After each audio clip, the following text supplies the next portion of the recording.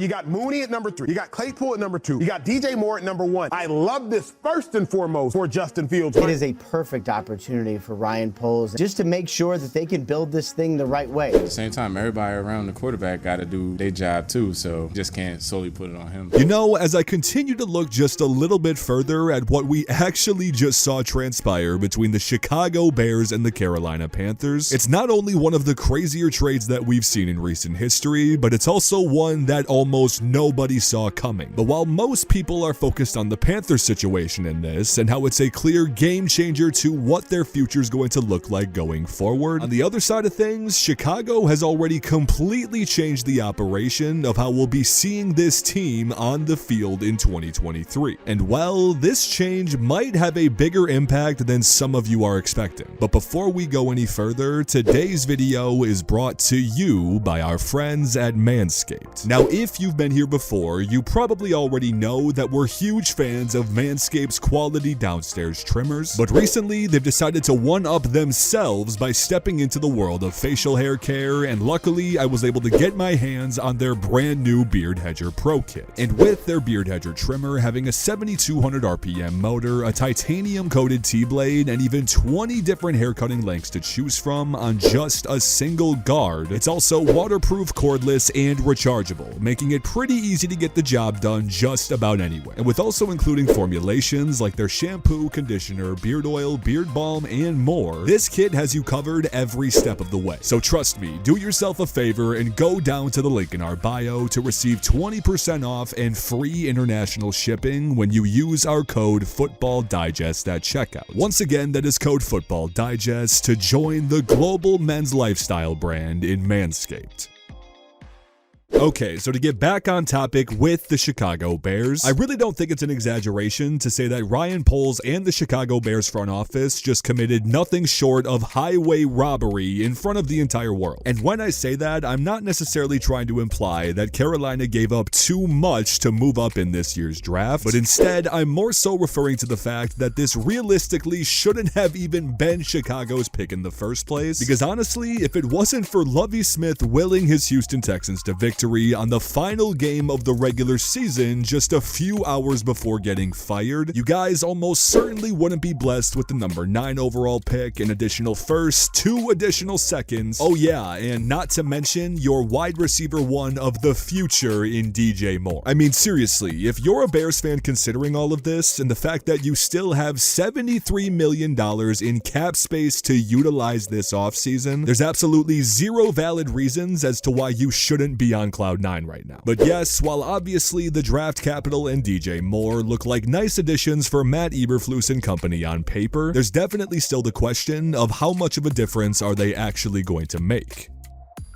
So what I'm about to say could be a massive reach. It also might not be. I would love to hear what you guys think of it in the comments, but it feels like the Chicago team was one of the better, worst overall teams in the league record-wise that we've seen in quite a while, if that makes any sense. Because yes, while clearly the record will tell you one thing, the play on the other hand, especially more so on the offensive side of the ball, and the massive improvements we saw from Justin Fields over the course of the season, definitely had me, as a neutral NFL fan at least, feeling much more confident about this team than most would with the 3-14 squad. But while there's also a ton of different areas you can look on this team and say there is drastic needs for improvement, one of the areas we've really been hearing about ever since the preseason of last year has undoubtedly been this team's wide receiver depth, or should I say lack thereof. And I mean, sure, you have your great young speed threat in Darnell Mooney, you have your complimentary wide receiver 2-piece that you traded for mid-season in Chase Claypool, hell, even Cole Kmet turned into a great X factor within this offense. But I mean, outside of these guys, there was absolutely nobody that came even close to moving the needle for this offense, and more specifically, catering to the needs of Justin Fields. And even though it will be some time before we see these two on a football field together, DJ Moore could be the perfect complement for these needs. Just take for a quick example how inconsistently we saw this team even attempt to move the ball through the air last season. Because yes, while they were dead last in the league by a pretty substantial substantial margin in this regard, it definitely was not due to the limitations of their quarterback in Justin Fields, but instead it seemed more so due to how one-dimensional their air attack had been forced to become. I mean, Bears fans, you can definitely testify to this more than anybody else watching this video, but I think it's safe to say in most drop back and play action scenarios for Justin Fields in 2022, they usually resulted in one of three final outcomes. Either Justin Fields attempted to hit a medium to deep target after extending the play out of the pocket, maybe he scrambled instead of going deep for a pretty solid gain, or he just ended up dumping it off to one of his halfbacks, and this is only if he didn't get sacked in the entire process. My point being in this is that outside of a potential medium to deep threat for Justin Fields in most scenarios, there was almost never a short game possibility for Justin Fields to consistently work with. And if for some reason you don't believe that, I think Justin Fields being top 10 in the entire league in yards per completion this season, once again while having the least total passing yards out of all 32 starting quarterbacks in the entire NFL, should be more than enough to at least make a case for that point. And with finally adding a guy at the caliber of DJ Moore, they're not only implementing that whole new dynamic with his constant ability to create separation and route running at the short to mid-range level, but Chicago is also only adding on even more to what they were already competent at in their deep ball targets. And the entire archive of film we have from just the 2022 season alone on DJ Moore seems to be more than enough to solidify that point, no matter which area of the air attack you actually want to talk about. And even with his yak ability shown throughout the course of the entire season in situations like screenplays and behind the line involvement, trust me, I know, I am more than aware that Justin Fields is only going on his third season as a starting NFL quarterback, but I mean, it's still pretty obvious that just this addition alone is not only going to create so many more opportunities for him, but it's also going to put him in a new situation that we've never seen him in before, at least at the professional level.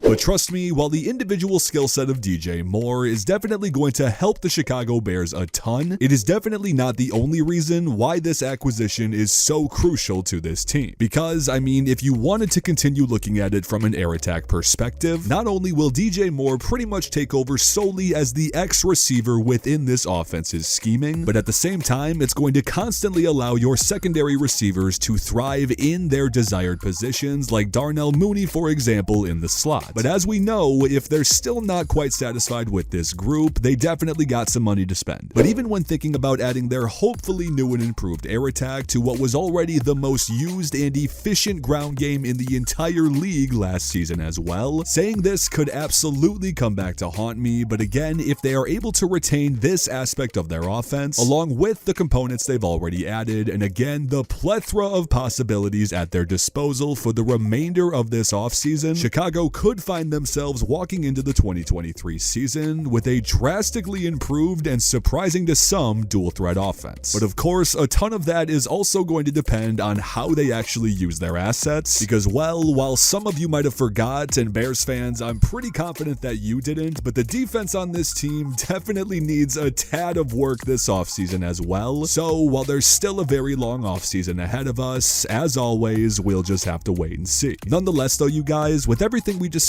regarding the Chicago Bears and this blockbuster trade in the video, I'm also extremely curious to hear what you have to think about it. So be sure to let me know in the comments, how much of an impact do you think DJ Moore is going to have on the overall production of the Bears offense, and more importantly, Justin Fields in the foreseeable future? And if you had to say, what do you want to see the Bears do the most, both with their draft capital and cap space this offseason? But also, I just wanted to say thank you so much to each and every one of you out there for watching. I appreciate you all more than anything. You all know this, and I will see you guys in the next video.